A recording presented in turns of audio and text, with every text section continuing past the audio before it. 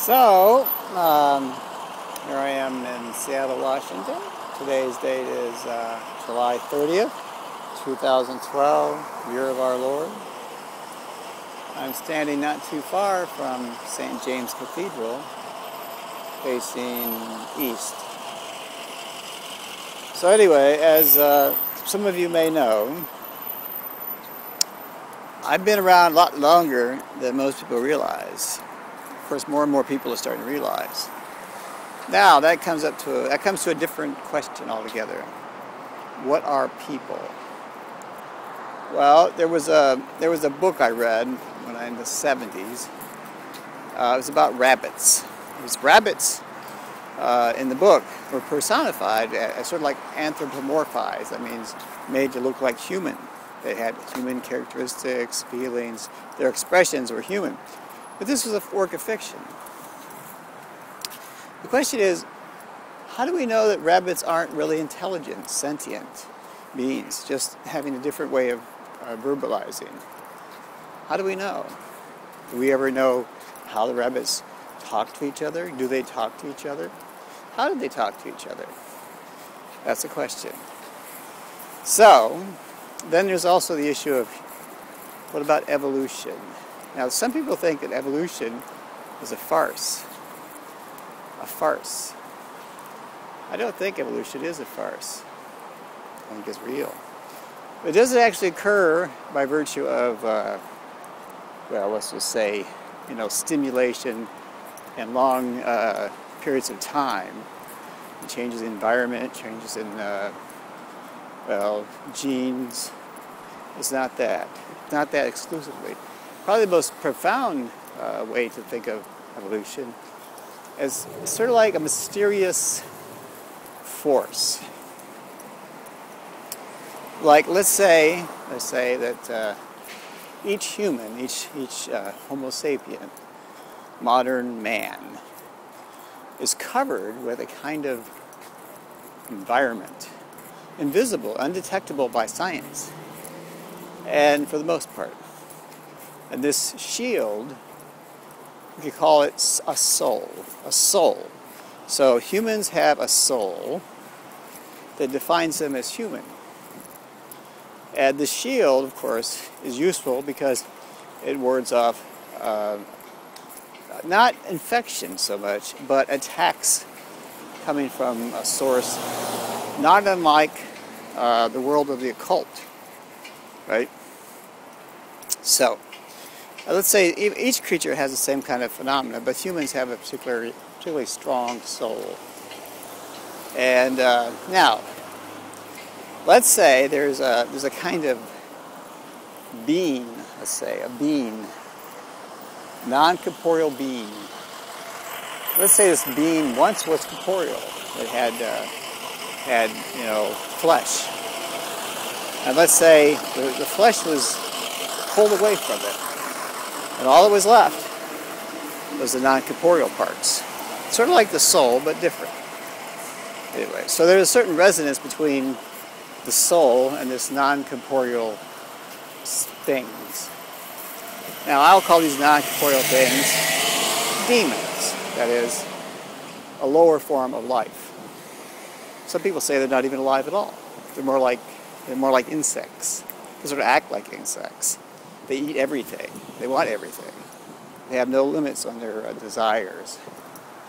I mean, if you take a group of army ants or red ants or anything like that, and then give it a lot of food, they'll just keep eating and eating and eating and eating and eating and eating and eating until there's nothing left.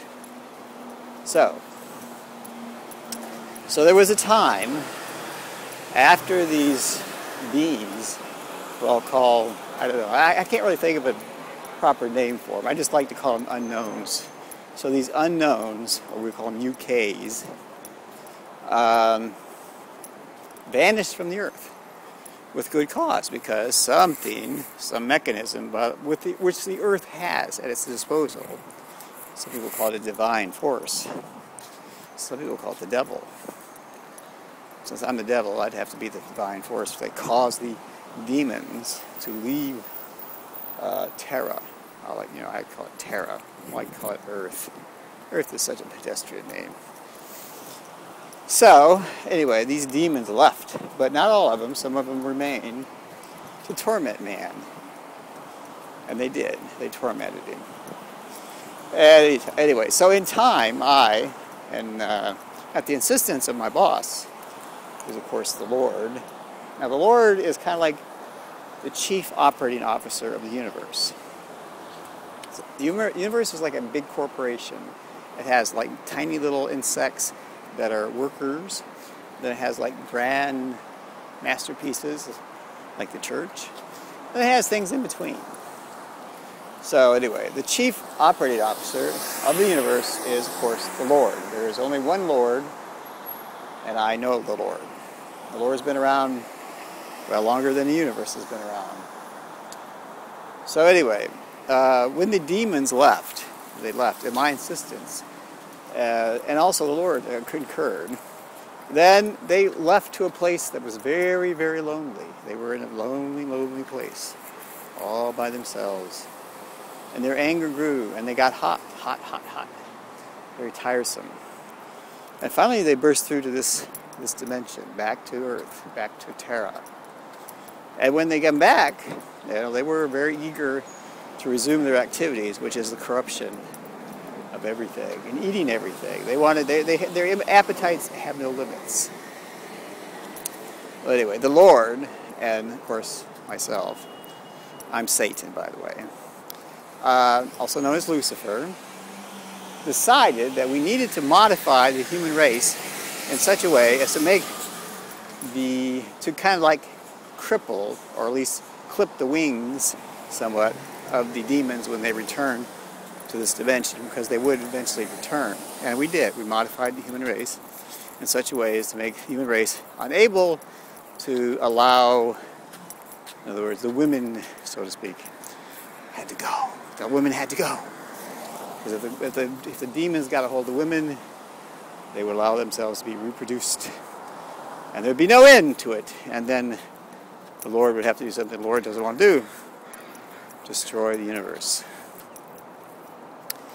So that's what happens. Now, today, of course, the entire planet is infected with demons. Almost every human, so to speak, if you want to call them a human, are now a hybrid, so to speak. They're part demon and they're part human. Now, since they don't have any soul, there's no soul left. The souls were stripped away by the demons. The demons said, souls have to go. Where did the souls go? They went where the demons went, into that cold place. And so there they went.